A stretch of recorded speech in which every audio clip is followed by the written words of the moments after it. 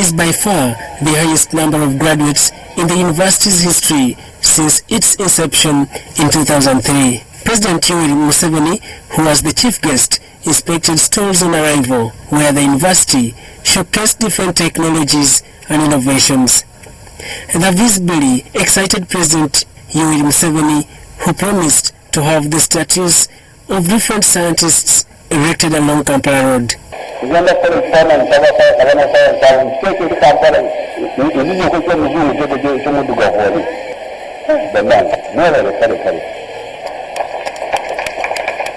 That's how Mnankole said Otafwile. And Mnankole called his son and said, Otafwile, if you don't die, you see good things. So some of us who have been for long are beginning to see good things now.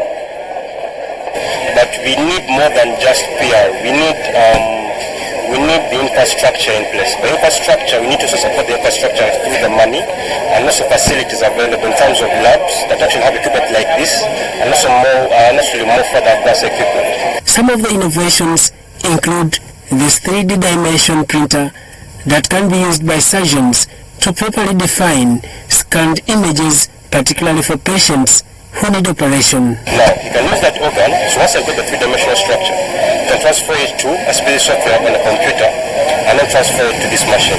President Museveni, however, underscored the need to invest more in the education sector, describing it as a driver to the country's transformation and development. Number one, commercial agriculture. If you do commercial agriculture, you employ yourself and employ others and get wealth. Second address, industries. Big industries, small ones. That is wealth, that is job. The Vice Chancellor Chambogo University, Professor Eli Katunguka, highlighted to the President some of the challenges faced by the university, including understaffing. We will need government intervention to provide about 10 billion shillings. Due to the large number of part-timers and the contribution to top up on the wage bill, the university will need about 14 billion to cover the cost of teaching.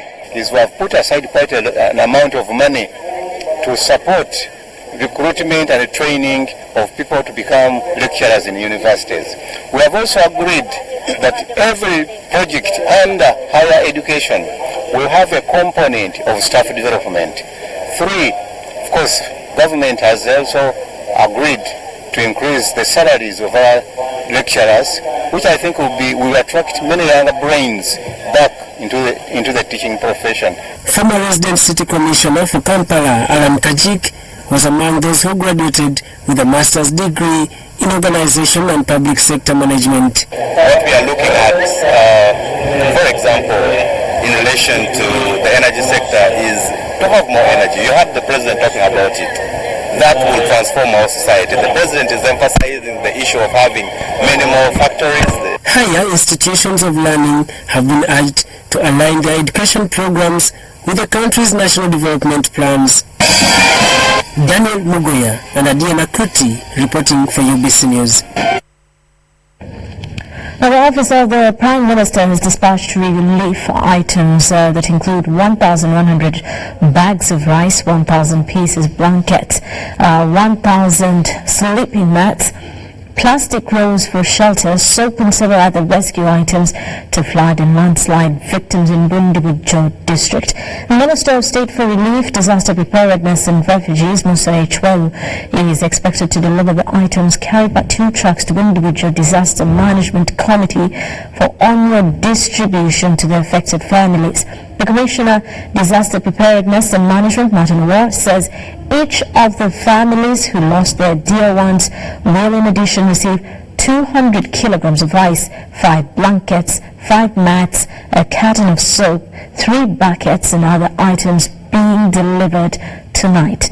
Ward adds that all households displaced by floods and landslides between September and December this year are eligible to benefit from these items that also include spades, pickaxes, wheelbarrows, shovels, and horse for use in excavating missing persons. The district chairman, Bundi Bujo, resident district commissioner, members of parliament are expected to monitor the relief distribution, and the district disaster committee expected to submit accountability to the office of the Prime Minister. And the local leaders are raised. I do not want to make any conclusive decision right now. The only thing that I was asked to come and remind them, which I have not mentioned, is for all the people who were recovered and buried, we are going to send 500,000 for the families of those people to just enable, it is Mabugo, to enable them meet the cost of burying, the expenses of burying their dead. Cutting the trees, Semuliki National Park is being cut down, and they are blaming the people of Rwenzori for having cut the park down. So I don't move with that of trees, but this is actually a disaster which has come. We are calling upon their help. Catered for at this camp, and we are given everything.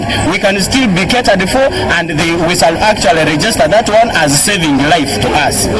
But we call upon the government to also look at us, because we are people who also pay tax.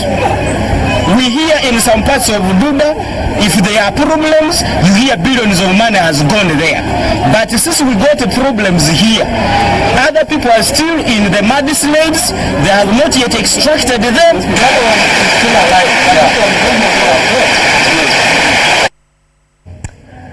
Uganda, through the National Water and Sewerage Corporation, will host the 2020 African Water Association AFWA Congress, which is expected to attract more than 2,500 delegates from national water and sewerage utilities across the continent. The 20th AFWA International Congress and Exhibition will be held from the 24th to the 27th February 2020 at Kampala Serena Hotel under the theme Breaking New Grounds to Accelerate Access to Water and Sanitation for All in Africa. According to the Managing Director, National Water Sewerage Corporation, and the AFWA Coordinator, Director, National Water Sewerage Corporation, Dr. Rose Kagwa, the aim of AFWA 2020 is to improve water productivity in Africa through benchmarking and sharing information. Uganda last hosted the Congress in 2010, before Morocco in 2012, Kenya 2014, and Mali in 2018. The African Water Association, formerly known as Union of African Water Suppliers, is a professional association of establishments, enterprises and utilities operating in the areas of drinking water, sanitation and environment in Africa.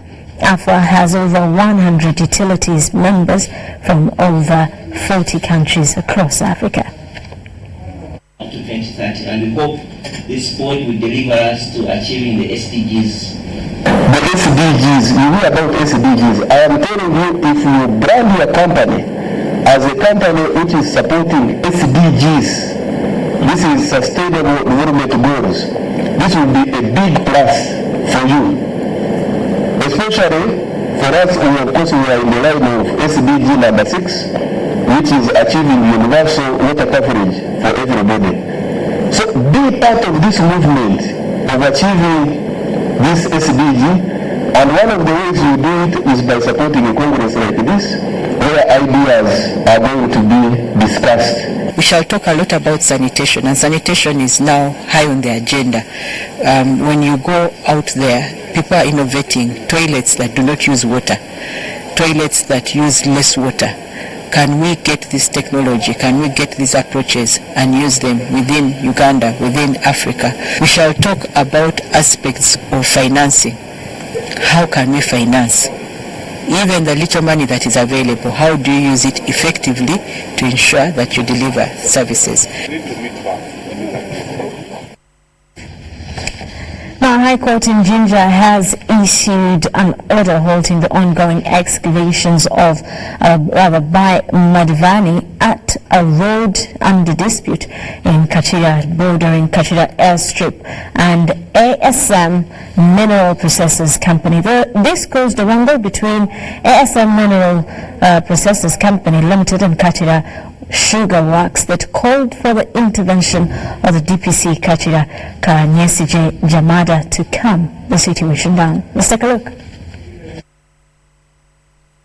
Workers of ASM Mineral Processors Factory, assisted by residents of Kakira, converged to unblock the road which Madivani had blocked, claiming it belongs to Kakira Sugar Works. They defiantly covered the trenches which had been excavated by Madivani to deny road users access to their destinations. From there to down there, and then they say, are they others?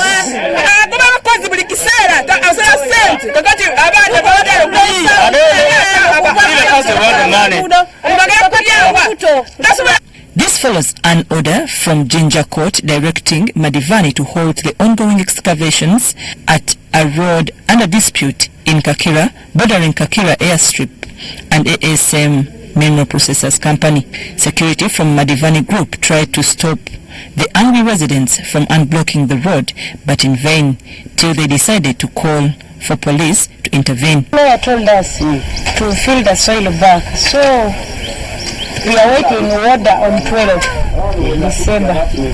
Tuzaho kubolya so kuba Madivani atusumbua guno mulungu gwa kusatu. Twagenda mu koti ne tumusinga. Nakola apiru ne tumusinga. Kutunda business desibe mu factory tukuba powder alibwamu store. Police arrived and talked to the managers of the ASM Mineral Processors, who eventually calmed down the residents. The major objective is to ensure that there is peace, there is harmony, there is no bloodshed amongst you. And I would be that you as workers don't be incited to do anything wrong, because they know will take you responsible as an individual.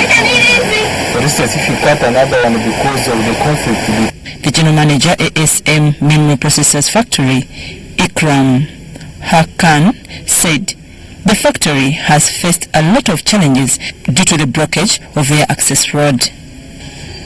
Following the other people repair the road which they did for us, just that our vehicle can pass and we can deliver our customer. You already recorded now that how these guys are suffering. We take one way from here up to that road and loading the vehicle because we are about to lose our customer. He is complaining we are not receiving goods from you. So we are doing business. Either we are going to totally block our business. So as you see today, when they are repairing the road, these security guards from Madivani came and stopped our guys. It's a clear violation of IGP and court order.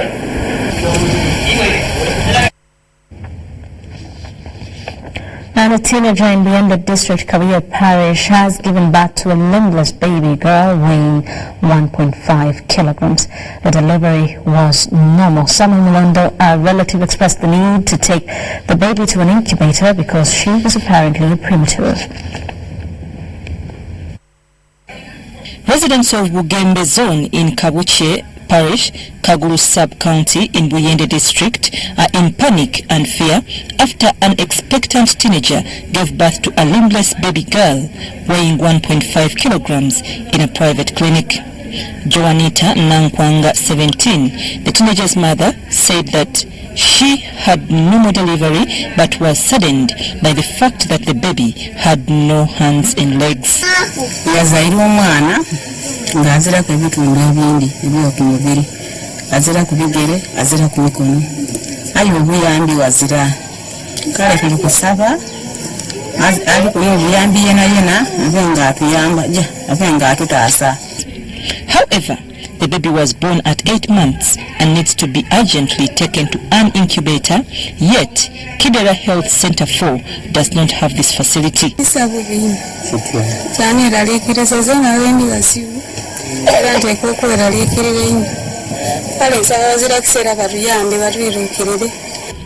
Unfortunately, the father to the baby vanished on learning that he had impregnated an underage.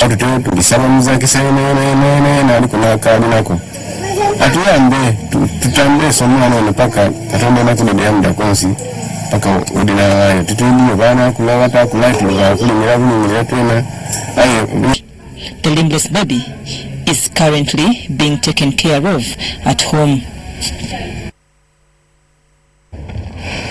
With that, we take a quick break. We return with business news. You're watching News Tonight.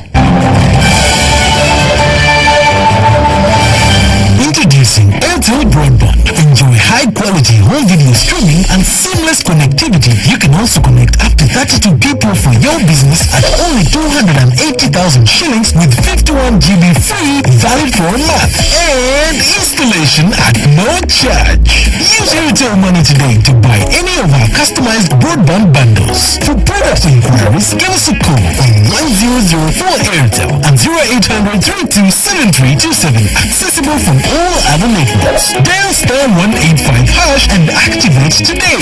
Airtel, the smartphone network.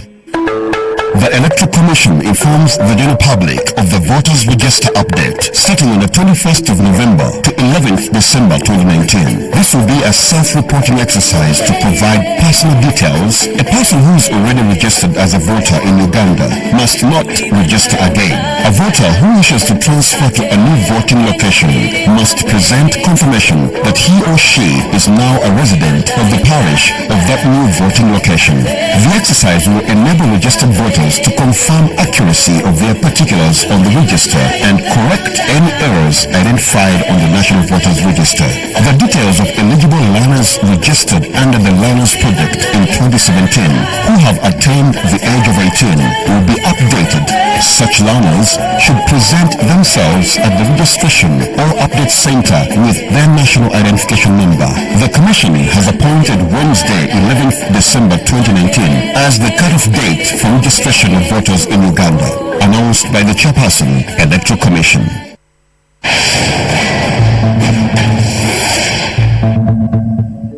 Hi, I'm TJ Drogba. On average, almost 250,000 people die on the road in Africa each year. As a proud African, this breaks my heart knowing that so many deaths could have been avoided. So when you're on the road, follow these safe steps and help save lives. The numbers don't lie. Seatbelts save lives. Drivers and passengers must always wear a seatbelt. Passengers who don't wear seatbelts are a danger to themselves and others. In a crash, they can be thrown around the car, causing serious injury. Ensure children are safely fastened in car seats suitable for the size and weight. And keep small children out of the front seat. So when you're on the road, follow these safe steps and help save lives. We all have a role to play in road safety. Together, let's make Africa's road safer. The Equal Opportunities Commission will launch and disseminate the 6th annual report on the state of equal opportunities in Uganda for the financial year 2018-2019. This will happen on the 12th December 2019 at Silver Springs Hotel, Kampala. The event will start at 10 a.m. Attendance is by invite only.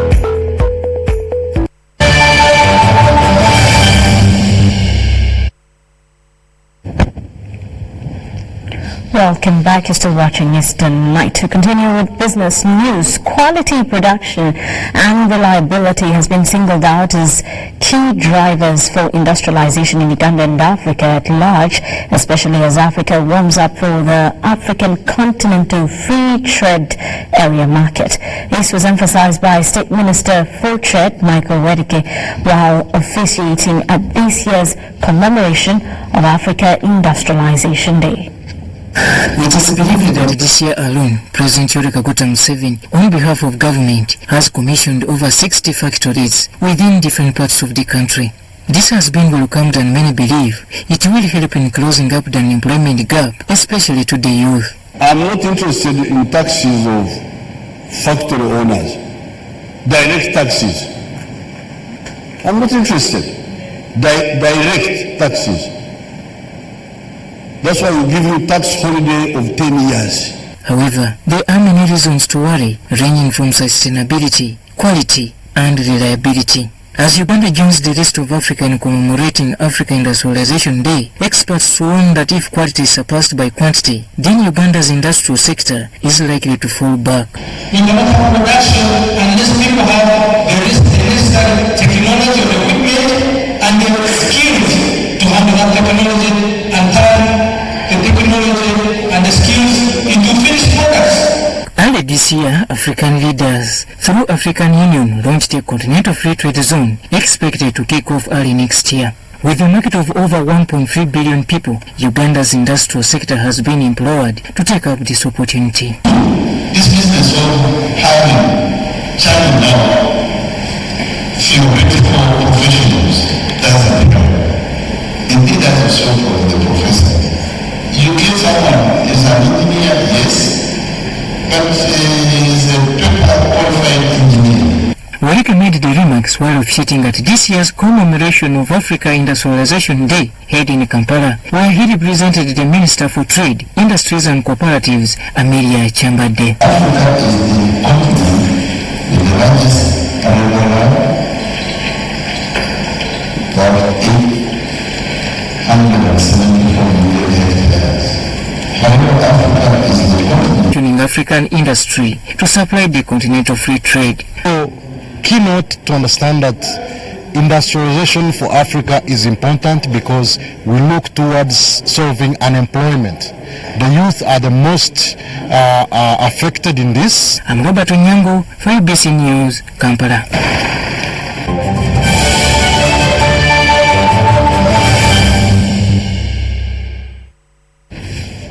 Now, sports, Uganda cricket team has won their last game of the leg one of the ICC Cricket World Cup Challenge, this League B in Muscat, Oman.